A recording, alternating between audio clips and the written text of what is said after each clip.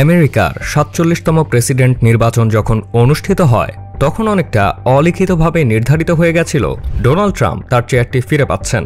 কারণ আমেরিকার ইতিহাসে এর আগে কখনোই কোনো নারী প্রেসিডেন্ট হিসেবে নির্বাচিত হননি। নির্বাচনের মাত্র কয়েক মাস আগে ট্রাম্পের প্রতিদ্বন্দ্বী জো বাইডেন প্রেসিডেন্ট নির্বাচন থেকে সরে দাঁড়ান।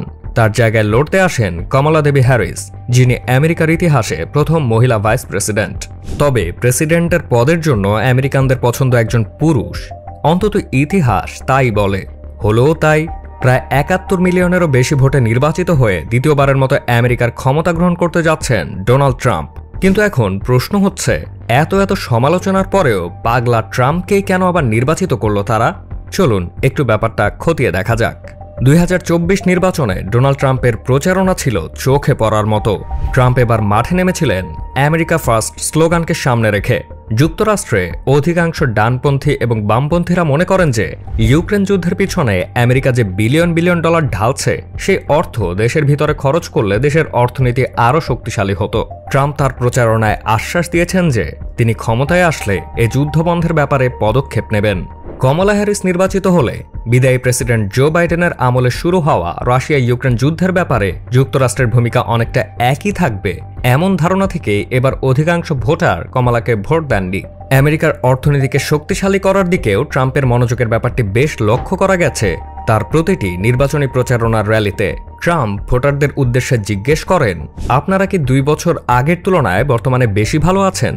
উল্লেখ্য যে কোভিড-১৯ মহামারীর পর গত ৭০ বছরের মধ্যে যুক্তরাষ্ট্রের মুদ্রাস্ফীতি সর্বোচ্চ সূচক ছুঁয়েছে।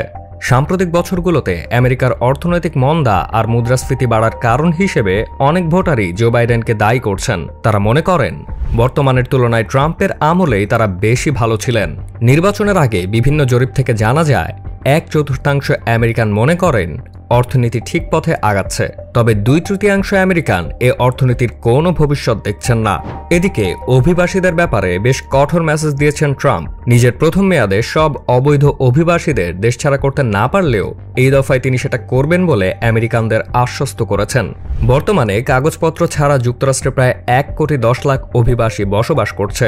এরা আমেরিকার অর্থনীতি এবং নিরাপত্তার জন্য হুমকি স্বরূপ, এমন ধারণা পোষণের কারণেই ট্রাম্পকে আবার নির্বাচিত করেছে এদেশের লোকজন। মেক্সিকো সীমান্ত দিয়ে প্রতি বছর যুক্তরাষ্ট্রে প্রচুর অবৈধ অভিবাসী অনুপ্রবেশ করে।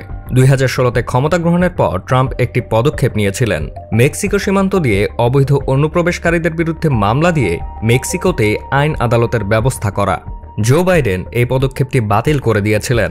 এছাড়া আমেরিকা মেক্সিকোর ৩,১৪৫ কিলোমিটারের বর্ডারের ৭২৫ কিলোমিটার পর্যন্ত ওয়াল তুলেছিলেন ট্রাম্প। অবৈধ অভিবাসীদের বিরুদ্ধে এসব পদক্ষেপে নেটিভ আমেরিকানদের কাছে বেশ বাহবা পেয়েছিলেন ট্রাম্প, যা তার দ্বিতীয়বার নির্বাচিত হওয়ার পেছনে বেশ বড় ভূমিকা রেখেছে।